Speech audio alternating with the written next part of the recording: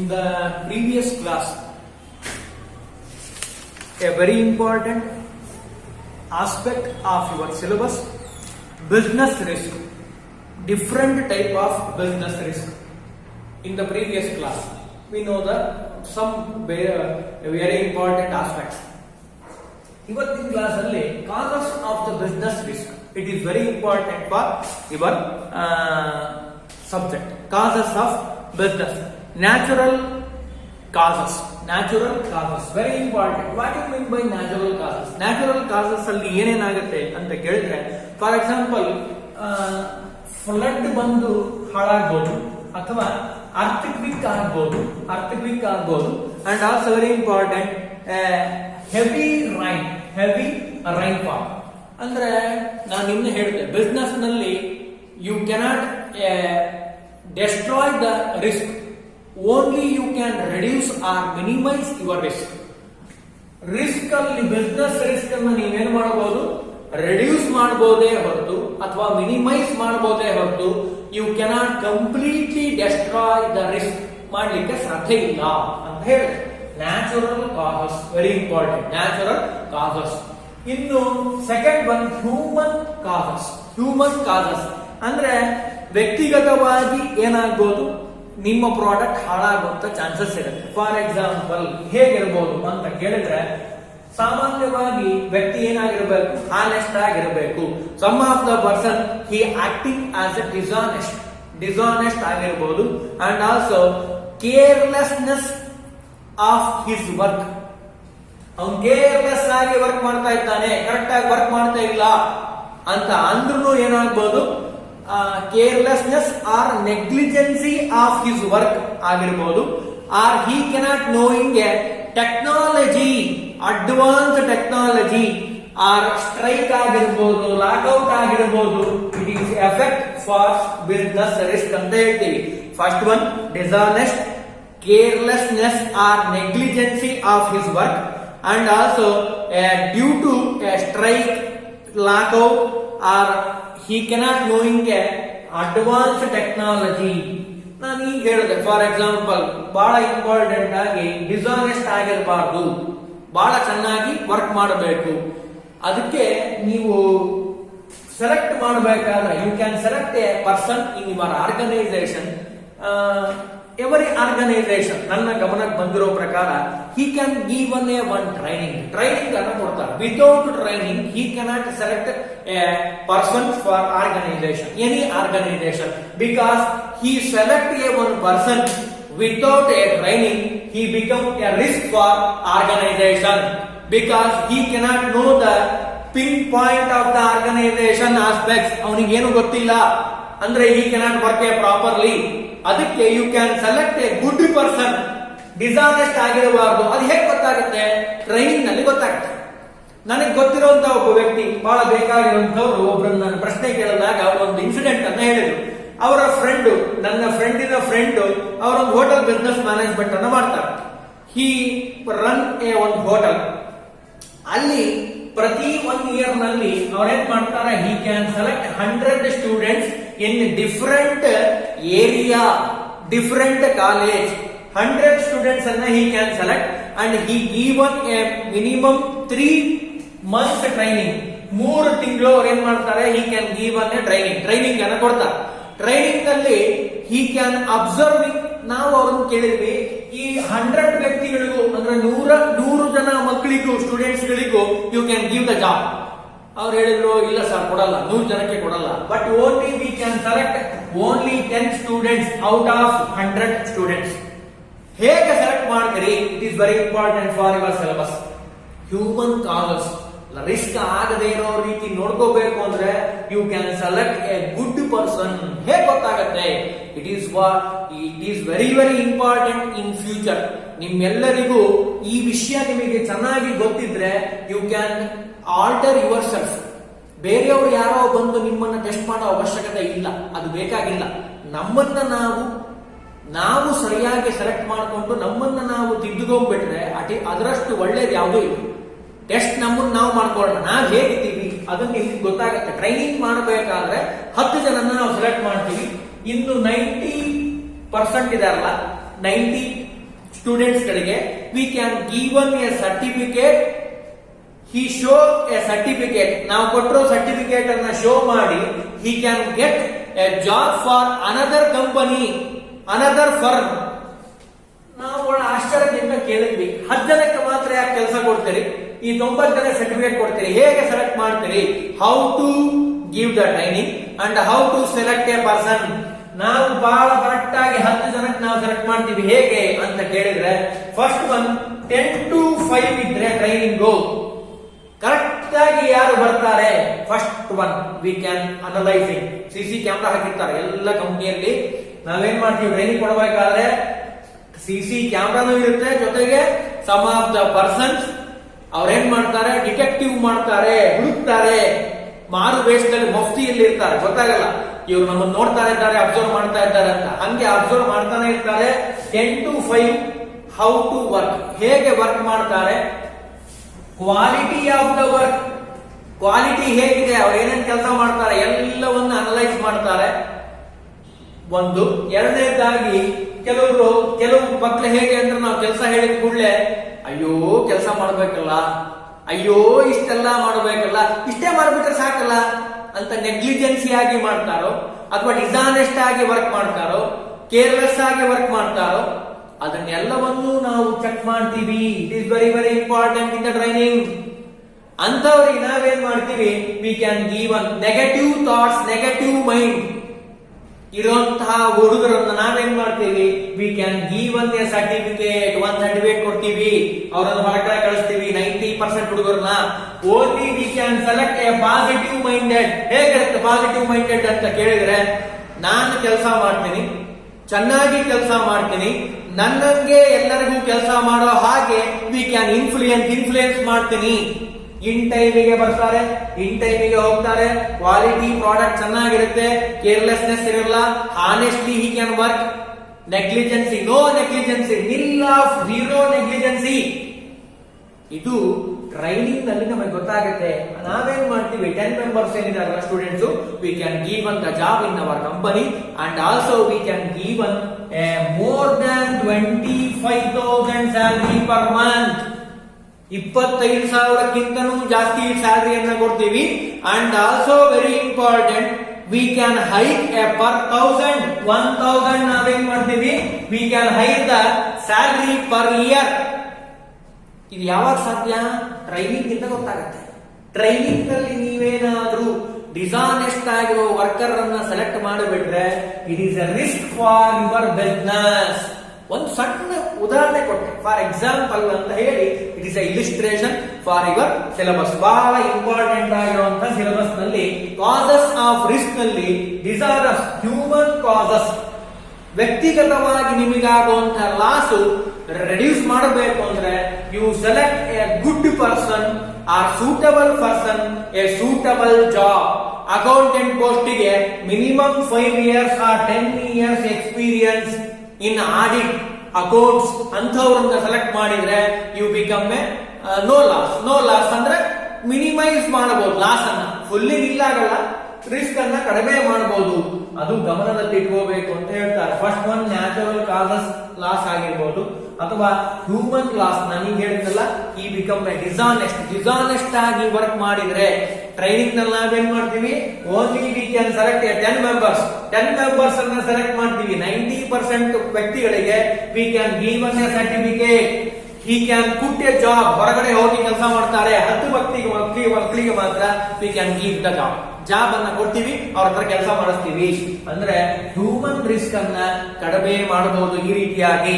In third one economic causes. Economic ಆಗಿ causes ಏನೇನಾಗಬಹುದು, changing the government. ನಾನು ಹಿಂದಿನ class ನಲ್ಲಿ ಹೇಳಿದೆ, changing the government become A change. Policy changes, government change ಆಗ್ಬೋದು, policy change ಆಗ್ಬೋದು. And also changing the technology, technology change ಆಗ್ಬೋದು. ಇವತ್ತಿದ್ದ technology ನಾಳೆ ಇರಲ್ಲ. ಮುಂಚೆ ಎಲ್ಲ ಏನ್ ಮಾಡ್ತಿದ್ರು, ಸೈಕಲ್ ನ ಬಳಸ್ತಾ ಇದ್ರು, ಚೇಂಜ್ ಆಗಿದೆ ಟೆಕ್ನಾಲಜಿ. ಕಾರ್ ವೆಹಿಕಲ್ ಅನ್ನ 2 wheeler ನ ಬಳಸಿದ್ರು, 3 wheeler ಆಯ್ತು, 4 wheeler ಆಯ್ತು, ಎಲ್ಲ ಚೇಂಜ್ ಆಗ್ತಾ ಇದೆ. ಅದು ನಿಮ್ಮ ರಿಸ್ಕ್ ಆಗ್ಲಿಕ್ಕೆ ಚಾನ್ಸ್ ಇರುತ್ತೆ. ನೀವು ಕೇವಲ ಮೋಟರ್ ಬೈಕ್ ಅನ್ನು ಅಷ್ಟೇ ನಾವು ಪ್ರೊಡ್ಯೂಸ್ ಮಾಡ್ತೀವಿ, 4 ವೀಲರ್ ಮಾಡೋದಿಲ್ಲ ಅಂತಂದ್ರೆ it become a loss for your organisation. ನೀವು ಕಾರನ್ನು ಮ್ಯಾನುಫ್ಯಾಕ್ಚರ್ ಮಾಡಿದ್ರೆ ಏನಾಗುತ್ತೆ, ಲಾಸ್ ರಿಡ್ಯೂಸ್ ಆಗುತ್ತೆ. ನಾಟ್ ಫುಲ್ಲಿ ರಿಸ್ಕ್ ಅನ್ನ ತೆಗೆದುಹಾಕ್ಲಿಕ್ಕೆ ಸಾಧ್ಯ ಇಲ್ಲ. Reducing or minimising risk, economic risk ಅಂತ ಹೇಳ್ತೀವಿ. ಒಂದು first one government, changing the government, changing the policy, changing the technology, and also changing the demand and the supply of goods and supply for changes of fashion. Different ಆಗಿರಬೇಕು. changes in the fashion, men fashion ಬೇರೆ, women fashion ಬೇರೆ, child fashion ಬೇರೆ. ಪ್ರತಿ 8 ಕಿಲೋಮೀಟರಿಗೆ ನಾನು ಯಾವಾಗ ಹೇಳ್ತಿರ್ತೇನೆ, 8 kilometre ದಾಟ್ತು ಅಂದ್ರೆ ಬಹಳ ಚೆನ್ನಾಗಿ ನನಗೆ ಗೊತ್ತಿರೋ ಪ್ರಕಾರ ಚೇಂಜಸ್ ಇನ್ ದ ಕಲ್ಚರ್, ಸಂಸ್ಕೃತಿ ಬದಲಾಗತ್ತೆ. 8 ಕಿಲೋಮೀಟರ್ಗೆ 8 ಕಿಲೋಮೀಟರ್ ದಾಟ್ಬಿಟ್ರೆ ಇವತ್ತು ನಾವೆಲ್ಲಿದ್ದೀವೋ ನಮ್ಮಿಂದ 8 ಕಿಲೋಮೀಟರ್ ಹೋದ್ರೆ ಚೇಂಜಸ್ ಇನ್ ದ ಕಲ್ಚರ್. ಹಾಗಾಗಿ risk become economic factor. Economic ಆಗಿ ರಿಸ್ಕ್ ಆಗುವಂಥದ್ದು ಈ ಎಲ್ಲ ಇಂಪಾರ್ಟೆಂಟ್ ಆಗಿರುವಂಥದ್ದು. It is also very important one aspect, interest or changes in the taxes, increase in the taxes rates slabs ಏನಿದೆಯಲ್ಲ ಅದು ಏನಾದ್ರೂ ಚೇಂಜ್ ಆದ್ರೆ, ಮುಂಚೆ 20% ಇತ್ತು, ಈಗ 30% ಮಾಡಿದ್ರೆ ಅಥವಾ 10% ಇಳಿಸಿದ್ರೆ ನೋ ಪ್ರಾಬ್ಲಮ್. ಇನ್ಕ್ರೀಸ್ ಮಾಡಿದ್ರೆ ಮಾತ್ರ ನಿಮ್ಗೆ ಏನಾಗುತ್ತೆ, ಅದು ಎಕನಾಮಿಕ್ ಆಗಿ ಚೇಂಜ್ ಆಗುತ್ತೆ, ನಿಮ್ಗೆ ತೊಂದರೆ ಆಗುತ್ತೆ, ರಿಸ್ಕ್ ಆಗುತ್ತೆ. And also a customer taste very important. You prepare a food products. Amul ಅಂತ ಇದೆ. ಅಮೂಲ್ ಅಂತ ಅನ್ಲಿಕ್ಕೆ ಕರೀಲಿಕ್ಕೆ ಕಾರಣ ಏನು ಅಂತ ಕೇಳಿದ್ರೆ ಬಹಳ ಜನಕ್ಕೆ ಗೊತ್ತಿಲ್ಲ. ಅಮೂಲ್ ಬ್ರ್ಯಾಂಡ್ ಇದೆ, Anand milk union limited. It become A one word, Amul. Amul baby, Amul ice cream ಎಷ್ಟು ಚೆನ್ನಾಗಿದೆ, ಎಲ್ಲರೂ ತಿನ್ನೋರಿಗೆಲ್ಲ ಬಾಯಲ್ಲಿ ನೀರು ಬರ್ತಾ ಇರುತ್ತೆ. ಎಷ್ಟು ಚೆನ್ನಾಗಿದೆ ಅಲ್ಲ Amul ice cream.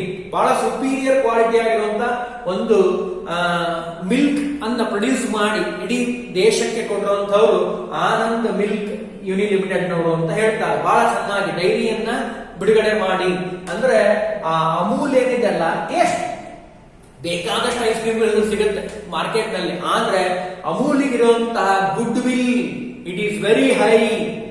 MTR jamun, ಬೇರೆ ಜಾಮೂನ್ಗಳು ಸಿಗುತ್ತೆ ಪ್ಯಾಕೆಟ್, ಇಲ್ಲ ಅಂತಲ್ಲ ಮಾರ್ಕೆಟ್ ನಲ್ಲಿ. ಬಟ್ MTR ಇರುವಂತಹ ಗುಡ್ ವಿಲ್ ಇದೆಯಲ್ಲ ಬೇರೆಯವರಿಗಿಲ್ಲ. ಕಾರಣ ಏನು ಅಂದ್ರೆ ಅವರಲ್ಲಿರುವಂತಹ ಟೇಸ್ಟ್. ಆ ಟೇಸ್ಟ್ ಅನ್ನ ನೀವು ಬಿಕಮ್ ಲಾಯಲ್, ಅದನ್ನೇ ಮೇಂಟೈನ್ ಮಾಡ್ಕೊಂಡು ಹೋದ್ರೆ ತೊಂದರೆ ಇಲ್ಲ. ಬಟ್ ಕಸ್ಟಮರ್ ಟೇಸ್ಟ್ ಚೇಂಜ್ ಆಯ್ತು ಅಂದ್ರೆ ಏನಾಗುತ್ತೆ, ಇಟ್ ಬಿಕಮ್ ಎ ಲಾಸ್. ಅಮೂಲ್ನವ್ರು ಏನ್ ಮಾಡಿದ್ದಾರೆ, ಅಮೂಲ್ ಆಗಿರ್ಬೋದು, MTR ಆಗಿರ್ಬೋದು, ಏನ್ ಮಾಡಿದ್ದಾರೆ ಅವರು, ಈ ಚೇಂಜಿಂಗ್ ಹಿಮ್ಸೆಲ್ಫ್, ಆಲ್ಟರ್ ಚೇಂಜ್ ಮಾಡ್ಕೊಂಡಿದ್ದಾರೆ, ತಮ್ಮನ್ನು ತಾವು ಆಲ್ಟರ್ ಮಾಡ್ಕೊಂಡಿದ್ದಾರೆ. And also modification his products for, because ಯಾಕೆ ಅಂದ್ರೆ changing the taste of the customer. ಇವತ್ತು ಕಸ್ಟಮರ್ ನ ಟೇಸ್ಟ್ ಏನಿದೆನೋ ಅದು ನಾಳೆ ಇರುತ್ತೆ ಅಂತ ಹೇಳಿಕ್ ಬರಲ್ಲ. ಚೇಂಜ್ ಆಗ್ಬೋದು, ಮನ್ಸು ಕನ್ಸ್ಯೂಮರ್ ಮೈಂಡ್ ಚೇಂಜ್ ಆಗ್ಬೋದು. ನಾವೆಲ್ಲ ಕನ್ಸ್ಯೂಮರ್ಸ್, ನಮ್ಮನ್ನು ನಾವು ಟೆಸ್ಟ್ ಮಾಡ್ಕೊಂಡ್ರೆ ಗೊತ್ತಾಗುತ್ತೆ. ನಮ್ಗೆ ಇವತ್ತು ಬೇಕಾಗಿರೋ ಪ್ರಾಡಕ್ಟ್ ನಾಳೆ ಬೇಕು ಅಂತ ಏನಿಲ್ಲ. ನಾಳೆ ಇನ್ನೊಂದು ಹೊಸ ಪ್ರಾಡಕ್ಟ್ ಬೇರೆಯವ್ರ ಮನೆಯಲ್ಲಿ ನೋಡಿದ್ದನ್ನ ನಾವ್ಯಾಕೆ ಯೂಸ್ ಮಾಡಬಾರ್ದು ಅಂತ ಬಂದ್ರು ಬರ್ಬೋದು ನಮ್ಮ ಮನಸ್ಸಿನಲ್ಲಿ. ಅದಕ್ಕೆ taste is quite different, change ಆಗ್ಬೋದು. It a risk for your economically. First one natural causes risk ಆಗಿರ್ಬೋದು, ಹ್ಯೂಮನ್ ಕಾಸಸ್ ರಿಸ್ಕ್ ಆಗಿರ್ಬೋದು, and third one economic cause. These are all economic causes ಅಂತ ಹೇಳ್ತೀವಿ. ಅಂದ್ರೆ government policy and also changing the technology, changing in demand and supply, changing the taste, fashion, government slab rates, taxes rates, changes economic causes, it become a risk for your organization. Last one, other causes, ಬೇರೆ causes ಗಳು ನಿಮ್ಮ ಮೇಲೆ influence ಮಾಡಬಹುದು, it become a risk ಅಂತ ಹೇಳ್ತೀವಿ. For example, political disturbance, political influence. ನಿಮ್ಮ market ನಲ್ಲಿ ಯಾವ್ದೋ ಗವರ್ನಮೆಂಟ್ ಇರುತ್ತೆ, ಆ ಗವರ್ನಮೆಂಟ್ ವಿರುದ್ಧವಾಗಿರುವಂತ ಯಾವ್ದೋ ಒಂದು ಪ್ರಾಡಕ್ಟ್ ನಲ್ಲಿ ಬಿಡುಗಡೆ ಮಾಡ್ತಾ ಇದ್ದೀರಿ ಅಂತ ಅನ್ಕೊಳ್ಳೋಣ. It become a political influence. ಇಲ್ಲ, ಅಷ್ಟು ಪ್ರಾಡಕ್ಟ್ ಅನ್ನ ಬಿಡುಗಡೆ ಮಾಡಬಾರ್ದು, ನೀವು ಇಲ್ಲೇ ಸೆಲ್ ಮಾಡಬೇಕು, ಇಲ್ಲಿ ಮಾಡಬಾರ್ದು, ಹೀಗೆಲ್ಲ ಏನಾದ್ರೂ ಬಂದ್ರೆ, ಪೊಲಿಟಿಕಲ್ ಪ್ರೆಷರ್ ಬಂದ್ರೆ, it called other causes for your risk. Risk ಆಗಿ ಕನ್ವರ್ಟ್ ಆಗುತ್ತೆ. ಅಂಡ್ ಆಲ್ಸೋ ಮೆಕ್ಯಾನಿಕಲ್ ಫೇಲ್ಯೂರ್ಸ್, ನೀವು ಪ್ರೊಡ್ಯೂಸ್ ಮಾಡಬೇಕು ಅಂತ ರೆಡಿ ಆಗಿದ್ದೀರಿ, ಪ್ರಾಡಕ್ಟ್ ರೆಡಿ ಆಗಿದೆ, ಇನ್ 10 ಪೀಸ್ ಬೇಕಾಗಿದೆ, ಇನ್ 10 ಪೀಸ್ ಬೇಕು, 90% ಮುಗಿದೋಗಿದೆ, ಬಟ್ ಮೆಕ್ಯಾನಿಕಲಿ ಫೇಲ್ಯೂರ್, ಮಷಿನ್ ಏನೋ ಡಿಸ್ಟರ್ಬೆನ್ಸ್ ಆಗಿ ಕೆಟ್ಟೋಗಿದೆ. ಅವಾಗ it become a risk for your organisation, mechanically failure. And fluctuation in changes in the rate. ನೀವು ಮಾರ್ಕೆಟ್ ನಲ್ಲಿ ಒಂದು ರೇಟ್ ಅನ್ನು ಫಿಕ್ಸ್ ಮಾಡಿದ್ದೀರಿ, 10 ರೂಪಾಯಿ ಅಂತ ಅನ್ಕೋಣ, for example 10 rupees. But your rival product owner ಅವನು ಯಾರಿದ್ದಾನೆ, ಅವನೇನ್ ಮಾಡ್ತಾನೆ, he can fix only 8 rupees. Same product ನೀವು 10 ರೂಪಾಯಿ ಫಿಕ್ಸ್ ಮಾಡಿದ್ದೀರಿ, but he can fix 8 rupees. 8 rupees fix ಮಾಡೋದಂದ್ರೆ ಕನ್ಸ್ಯೂಮರ್ ಮೈಂಡ್ ಏನಿದೆ, ಪ್ರಾಡಕ್ಟ್ ಕ್ವಾಲಿಟಿ ಸೇಮ್ ಇದೆ, ಕನ್ಸ್ಯೂಮರ್ ಮೈಂಡ್ ಅಲ್ಲಿ ಏನ್ ಬರುತ್ತೆ, less price 8 rupees. So I can buy 8 rupees product, not your 10 rupees product. It is become very risk for your organization. ಅದಕ್ಕೆ ಬಹಳ ಹುಷಾರಾಗಿ rates ಅನ್ನ ಫಿಕ್ಸ್ ಮಾಡಬೇಕಾದ್ರೆ ಬಹಳ ಗಮನ ಕೊಟ್ಟು ಮಾರ್ಕೆಟ್ ನಲ್ಲಿ ಫಿಕ್ಸ್ ಮಾಡಬೇಕು. Which lead A possibility business risk. ಇವೆಲ್ಲ ನಾವೇನ್ ಮಾಡ್ತೀವಿ, ನಾವೇನ್ ಕರಿತೀವಿ, ಮುಖ್ಯವಾಗಿ business risk causes of the business risk. First one, natural causes. Second one, human causes. Third one, economic causes. And fourth one, other causes. These are all very important causes for a risk in your organization. Next, a basic factors. You start one new business. ನೀವು ಹೊಸದಾಗಿ ಒಂದು business ಅನ್ನ starting ಮಾಡ್ತಾ ಇದ್ದೀರಿ, ಅದರಲ್ಲಿ ಮುಖ್ಯವಾಗಿ ಬರುವಂತಹ ಅಂಶಗಳೇನು, basic factors of the business. You start a new business. ಯಾವ್ಯಾವ ವಿಷಯದ ಕಡೆ ಗಮನ ಹರಿಸಬೇಕು, it is a last important aspect in your first chapter. First one, a selection of line of business. Which product you sale in your market. ನೀವು first ನೀವೇನ್ ಮಾಡಬೇಕು, first consideration ಮಾಡಬೇಕು, think ಮಾಡಬೇಕು. ಮಾರ್ಕೆಟ್ ನಲ್ಲಿ ಯಾವ ಪ್ರಾಡಕ್ಟ್ ಅನ್ನ produce ಮಾಡಿದ್ರೆ customer buy ಮಾಡ್ತಾರೆ. First you can select a selection, good selection ಆಗಿರಬೇಕು. ನೀವು ಪ್ರೊಡ್ಯೂಸ್ ಮಾಡೋ, ಉದಾಹರಣೆಗೆ for example you go to the, ಈಗಿನ ಹೇಳಿದೆ ಕ್ಲಾಸ್ ನಲ್ಲಿ, ನಿನ್ನೆನೂ ಹೇಳ್ತಿದ್ದೆ ಕ್ಲಾಸ್ ನಲ್ಲಿ, ಯು ಸೆಲೆಕ್ಟ್ ಎ ಸ್ವೆಟರ್ ನ ಮ್ಯಾನುಫ್ಯಾಕ್ಚರ್ ಮಾಡಬೇಕು ಅಂತ ಅನ್ಕೊಂಡು ನೀವು ಸೆಲೆಕ್ಟ್ ಮಾಡಿದ್ದೀರಿ. ಅದು ಬಾಗಲಕೋಟೆ, ರಾಯಚೂರು ಅಂತ ಪ್ರದೇಶಕ್ಕೆ ಹೋದ್ರೆ no one can buy your product because very hot cities. Cold ಇರುವಂತಹ ಸಿಟಿಯಲ್ಲಿ ನೀವೇನ್ ಮಾಡಬಹುದು, ಇಲ್ಲ ಅದನ್ನೇ ಹೇಳ್ತಾ ಇದ್ದೀವಿ, very important selection of line of business. ಬಹಳ ಇಂಪಾರ್ಟೆಂಟ್ ಆಗಿ line of business, which product you can select and which area you sell your product. ಎರಡು ಇಂಪಾರ್ಟೆಂಟ್. ಪ್ರಾಡಕ್ಟ್ ಅನ್ನ ಸೆಲೆಕ್ಟ್ ಮಾಡೋದು very important, and also area also very important. Without area how can you sell your product? ಅದಕ್ಕೆ selection of line of business it is very very important for a new fresher, new business start ಮಾಡುವಂತವರಿಗೆ it is very important. Second one, size of the firm. Size ಎಷ್ಟಿರಬೇಕು ಅಂತ select ಮಾಡ್ಕೋಬೇಕು. ಅದು small ಆಗಿರ್ಬೋದು R big ಆಗಿರ್ಬೋದು. ನೀವು select ಮಾಡುವಂತಹ size very important. ಅದು 20 ಜನದ್ದು ಇರಬಹುದು ಅಥವಾ 50 ಜನದ್ದು ಇರಬಹುದು. ನೀವು ಮಾಡುವಂತಹ ಸೆಲೆಕ್ಟ್ ಮಾಡುವಂತಹ size very important because more size more risk, small size some risk. Not reducing, not eliminating the risk. Only you can reduce or minimize the risk. ನೀವೇನ್ ಮಾಡಬಹುದು, ಮಿನಿಮೈಸ್ ಮಾಡಬಹುದೇ ಹೊರತು you cannot completely destroy or ನಾಶ ಮಾಡಲಿಕ್ಕೆ ಸಾಧ್ಯ ಇಲ್ಲ ಅಂತ ಹೇಳ್ತಾರೆ. Sizing of the firm 20 or 50. 20 ಇದ್ರೆ ಕಡಿಮೆ ಇರುತ್ತೆ ರಿಸ್ಕ್, ಮೋರ್ ದನ್ 50 ಇದ್ರೆ ಹೈ ರಿಸ್ಕ್ ಇರುತ್ತೆ ಅಂತ ಹೇಳ್ತಾರೆ. ಅದಕ್ಕೆ you can start a new business. ಹೊಸದಾಗಿ ಬಿಸ್ನೆಸ್ ಅನ್ನ ಶುರು ಮಾಡಿದ್ದೀರಿ ಅಂದ್ರೆ you can select a big or small. It is very important. Third one, choice of the firm ownership. ನೀವು ಯಾರಿಗೆ ಓನರ್ಶಿಪ್ ಅನ್ನ ಕೊಡಬೇಕು. ನಮ್ಮ ಕಂಪನಿಯಲ್ಲಿ 2 ವಿಧ ಇದೆ ಸಾಮಾನ್ಯವಾಗಿ ನಮಗೆಲ್ಲ ಗೊತ್ತಿರೋ ಹಾಗೆ. ಒಂದು holding company and also subsidiary company. ನೀವು ಚಾಯ್ಸ್ ಆಫ್ ದ ಓನರ್ಶಿಪ್ ಯಾರಿಗೆ ಕೊಡ್ತಾ ಇದ್ದೀರಿ ಅನ್ನೋದ್ರ ಮೇಲೆ ನಿಮ್ಮ ಒಂದು ಆರ್ಗನೈಸೇಷನ್ ಡೆವಲಪ್ಮೆಂಟ್ ನಿಂತಿರುವಂತದ್ದು. ಯಾಕೆ ಅಂದ್ರೆ ನಾನು ಸಾಮಾನ್ಯವಾಗಿ ನನಗೆ ಗೊತ್ತಿರೋ ಪ್ರಕಾರ ಓನರ್ಶಿಪ್ ನಲ್ಲಿ 4 ಇರುತ್ತೆ, very important. First one capital.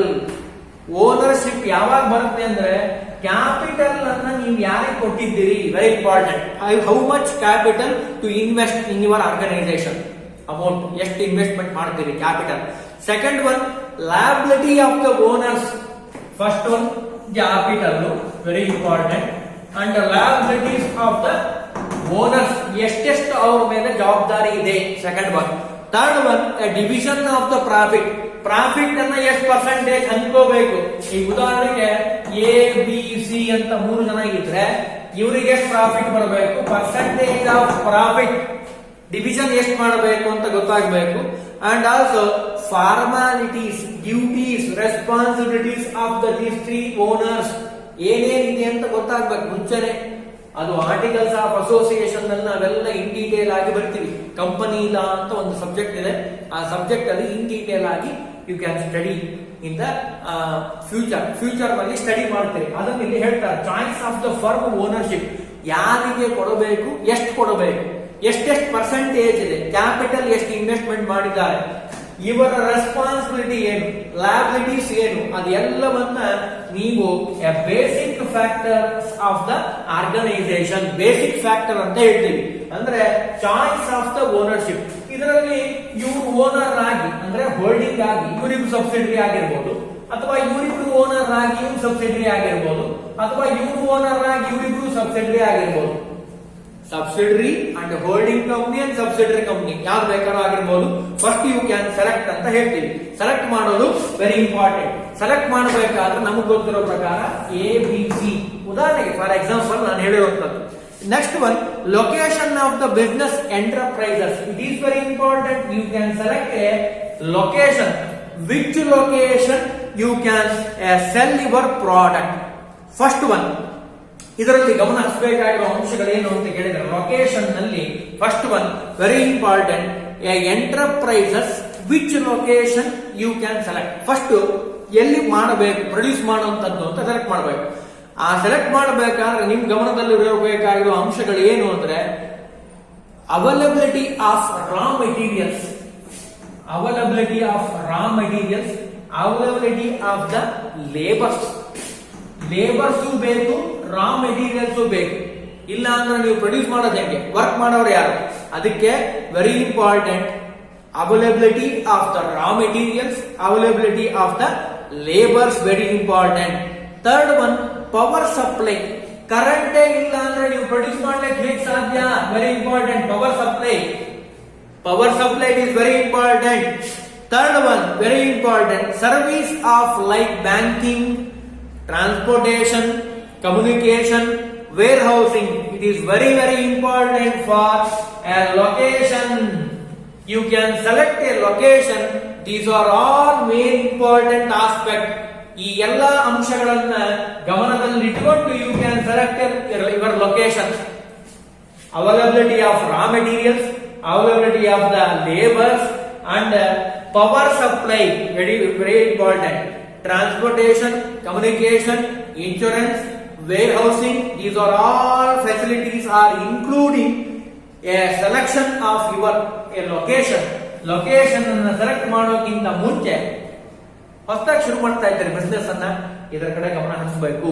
Without these are all aspect, ಇದನ್ನೇನು ಅವಶ್ಯಕತೆ ಇಲ್ಲ ಅಂತ ಹಂಗೆ ಶುರು ಮಾಡಿಬಿಟ್ರೆ it is highly risk for your organisation. ನಾನು ಈಗಿನೂ ಹೇಳಿದೆ, ಎಲೆಕ್ಷನ್ ಮಾಡಬೇಕಾದ್ರೆ ಬಹಳ ಹುಷಾರಾಗಿ ಸೆಲೆಕ್ಟ್ ದ ಲೊಕೇಶನ್ ಅಂತ ಹೇಳ್ತೀವಿ.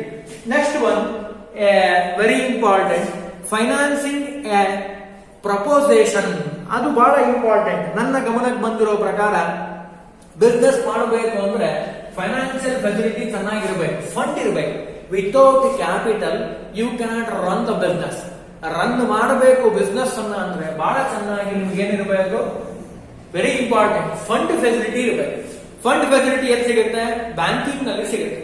ಅಥವಾ ಶೇರ್ ಅನ್ನ ನೀವು ಬಿಡುಗಡೆ ಮಾಡಿ, you can IPO, initial public offer. ಹಿಂದಿನ ಕ್ಲಾಸ್ ಅಲ್ಲಿ ಹೇಳಿದ್ದೀನಿ, ಇನಿಷಿಯಲ್ ಪಬ್ಲಿಕ್ ಆಫರ್ ಮುಖಾಂತರವಾಗಿ you can give the offer to the public, he can buy your shares and debentures. By ಮಾಡಿ ಅವ್ರೇನ್ ಮಾಡಬಹುದು, ನಿಮಗೆ ಹಣವನ್ನ ಕೊಡಬಹುದು. ಆ ರೀತಿ ನೀವೇನ್ ಮಾಡಬಹುದು, ಫೈನಾನ್ಸಿಂಗ್ ದ ಪೊಲಿಟಿಕಲ್ ಪೊಸಿಷನ್ ಅಂತ ಹೇಳ್ತೀವಿ.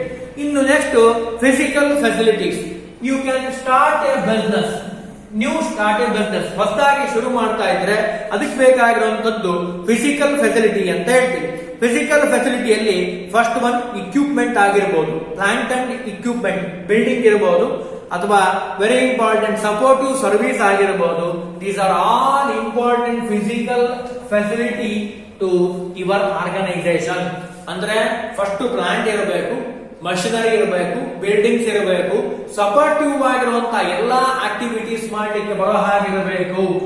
ಸ್ಕೂಲ್ ಮುಂದೆ ನೀವೇನಾದ್ರೂ ಪ್ರೊಡಕ್ಷನ್ ಮಾಡ್ಲಿಕ್ಕೆ ಶುರು ಮಾಡಿದ್ರೆ it is highly risk for your organisation. Because school ನಡೆಸಬೇಕಾದ್ರೆ ಶಬ್ದ ಆಗ್ಬಾರ್ದು, ಹೌದಾ, ಸೈಲೆನ್ಸ್ ಇರಬೇಕು. ನೀವು ಅದ್ರ ಮುಂದೆ ಅಂತ ಪ್ರೊಡ್ಯೂಸ್ ಮಾಡಿದ್ರೆ, ಹಾಗಾಗಿ you can select a area. It is very very important. Selection, location, ಅದನ್ನೇ ನಾನು ಇಲ್ಲಿ ಹೇಳ್ತಾ ಇದ್ದೀನಿ. Physical facilities are very very important for organisation. Next one tax planning, plant layout ಅಂತ ಹೇಳಿದೆ. ಪ್ಲಾಂಟ್ ಲೇಔಟ್ ಇದಲ್ಲ, ಎಂಟರ್ಪ್ರೈಸಸ್ ಮಾಡಬೇಕಾದ್ರೆ ಪ್ರಾಪರ್ ಆಗಿರುವಂತಹ ಪ್ಲಾಂಟ್ ಅನ್ನ ಸೆಲೆಕ್ಟ್ ಮಾಡಬೇಕು. ನೀವು ಸೆಲೆಕ್ಟ್ ಮಾಡೋ ಏರಿಯಾ ಯಾವುದೋ ಆಂಟಿ ಸೋಷಿಯಲ್ ಎಲಿಮೆಂಟ್ ಏರಿಯಾ ಆಗಿದ್ರೆ, ರೆಡ್ ಲೈಟ್ ಏರಿಯಾ ಆಗಿದ್ರೆ it is highly query dependent, ಅಥವಾ ಸ್ಕೂಲ್ ಏರಿಯಾ ಆಗಿದ್ರೆ, ಅಥವಾ ಫಾರೆಸ್ಟ್ ಏರಿಯಾ ಆಗಿದ್ರೆ it is highly risk for your organisation. So plant a layout. You select a plant, which location you can select. It is very nearby customer, very nearby wholesaler, very nearby retailer, very nearby customer also. ಅವಾಗ ಏನಾಗುತ್ತೆ, plant layout ಚೆನ್ನಾಗಿತ್ತು ಅಂದ್ರೆ every one he can purchase a product. First one. Okay, last one tax planning ಅಂತ ಹೇಳ್ತೀವಿ. Very important tax planning. ನೀವು ಯಾವುದೇ company ಶುರು ಮಾಡಬೇಕಾದ್ರೂ you know the tax percentage, ಯಾವ ಪ್ರಾಡಕ್ಟ್ ಗೆ ಎಷ್ಟೆಷ್ಟು ಟ್ಯಾಕ್ಸ್ ಕಟ್ಟಬೇಕು. Various products, various tax slab, we call slab in tax word. Slab ಅಂದ್ರೆ ಪರ್ಸೆಂಟೇಜ್ ಇಷ್ಟಿಷ್ಟು ಈ ಪ್ರಾಡಕ್ಟ್ ಗಳಿಗೆ ಪ್ರೊಡ್ಯೂಸ್ ಮಾಡಿದ್ರೆ ಇಷ್ಟು ಕಟ್ಟಬೇಕು ಅಂತ ಇದೆ. ಅದು ಪರ್ಚೇಸ್ ಮತ್ತು ಸೇಲ್ಸ್ ಗೆ. GST ಅಂತ ಬಂದ್ಬಿಟ್ಟಿದೆ ಈಗ, ಹೌದಾ. GST ಇದೆ, you can pay the tax also. ಅಂದ್ರೆ ಹೊಸದಾಗಿ ಬಿಸ್ನೆಸ್ ಶುರು ಮಾಡ್ತಾ ಇದ್ದೀರಿ ಅಂದ್ರೆ you know the tax slab rates. ಪರ್ಚೇಸಿಗೆ ಎಷ್ಟಿದೆ, ಸೇಲ್ಸಿಗೆ ಎಷ್ಟಿದೆ, ಮಾರ್ಕೆಟಿಂಗ್ ಎಷ್ಟಿದೆ, ಇವೆಲ್ಲವನ್ನ ಗಮನದಲ್ಲಿ ಇಟ್ಟುಕೊಂಡು you can start a new business. Business ಅನ್ನ ಶುರು ಮಾಡಬೇಕಾದ್ರೆ ಈ ಎಲ್ಲಾ ಅಂಶಗಳಿರಬೇಕು. Last one launching the enterprises. ಅದನ್ನ ಇಲ್ಲಿ ಹೇಳ್ತಾರೆ. Finally entrepreneur can go head to actual launching a enterprises. ಹೊಸದಾಗಿ ಶುರು ಮಾಡಬೇಕಾದ್ರೆ ಲಾಂಚ್ ಮಾಡಬೇಕು ಪ್ರಾಡಕ್ಟ್ ನ ನೇಮ್ ಅನ್ನ. Brand, brand is very important to influence the customer mind. So today we discuss, these are all important aspects. Causes of business risk. First one, natural causes, human causes, economic causes, other causes. Last one, basic factors. These are all factors are influencing a new businessman. ಹೊಸದಾಗಿ business ಅನ್ನ ಯಾರು ಶುರು ಮಾಡ್ತಾರೋ ಅವ್ರಿಗೆ ಬೇಕಾಗಿರುವಂತ causes ಅಂತ ಹೇಳ್ತೀವಿ. Selection of line of business, sizing the form of business, choice of business ownership, location of enterprises, financial position, physical facilities, and also plant layout, finally tax planning. These are all very important basic contents of a newcomer.